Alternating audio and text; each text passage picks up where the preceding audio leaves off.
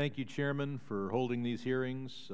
Back in September 2010, I was sitting there, you were sitting immediately to the right, and this same subcommittee held hearings called U.S. Strategy for Countering Jihadist Websites, in which we focused on the efforts to counter the radical messages online. And while I know our focus here is going to be online, television and radio continue to be even more important communications media in most of the world that we're trying to reach. The State Department Center for Strategic Counterterrorism Communications, CSCC, has as its mission to identify, confront, and undermine the communications of al-Qaeda affiliates. A principal focus is digital outreach. The staff of the center is about 45 by the end of this year, I understand, with about 20 native speakers of Arabic, Urdu, and Somali, and I hope other languages as well. And perhaps in your statement you can indicate all the languages that you have native speakers communicating in.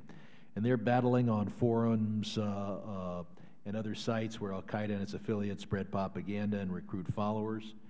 They expose the work of hate, contradictions, faults, and empty ideology of al-Qaeda. And I hope that you're working hand in hand, and maybe you'll tell us in your opening statement, with the CIA and others to identify who the bad guys are rather than just to argue against them. There are some we're not going to be able to convince. These are open websites, forums where vulnerable minds can be swayed by al-Qaeda recruiters. According to the State Department, the center focuses on two themes in counterterrorism communications: that al-Qaeda inspired violence kills disproportionately Muslims, and that violence is not necessary for political change. Pakistan is a nuclear-armed Islamic state on the front line of several conflicts with so many extremist groups. Pakistan is a pressing international problem for us. My hope is that you're reaching out to the Pakistani people, not just in Urdu, which is the politically correct language that the government and the ISI in Pakistan would have you use, but also in the other languages, particularly Sindhi. The people of Sindh, who predominantly speak Sindhi, have been under attack by governmental bodies, and that's why the government of Pakistan would just as soon you not use that language. They are so helpful in so many ways that perhaps you might want to ignore their advice.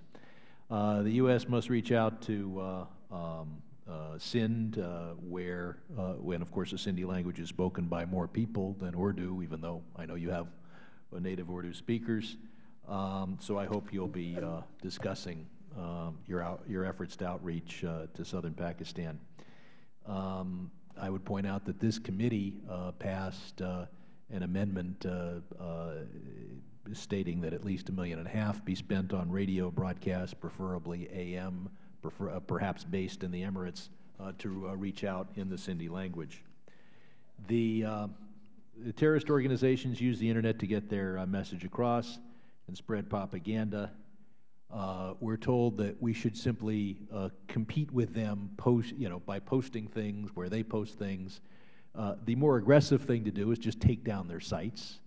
And we invented the internet, and we ought to perhaps be aggressive either by serving notice on certain servers in certain countries or through more surreptitious means. Are you so sure that you're going to out-debate them that you want them to have the run of the internet? Another issue is the budget. You've had some belt tightening. In 2011, budget of 6.8. In 2012, it was $5 million. The request now is for 5.15. I would just point out that even if your work is 1/100th of 1% as important as our military, you're a real bargain.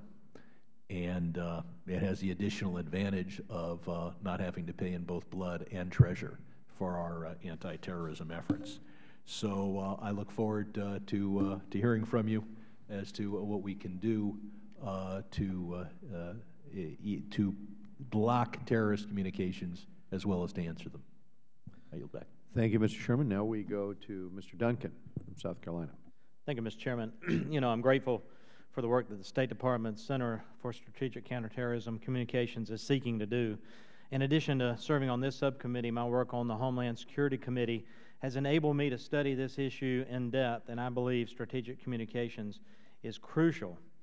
This issue is really an issue about the war of ideas. How do we achieve victory in a battleground for the hearts and minds of individuals who not only commit violent actions, but who seek to destroy America, our values, our freedom,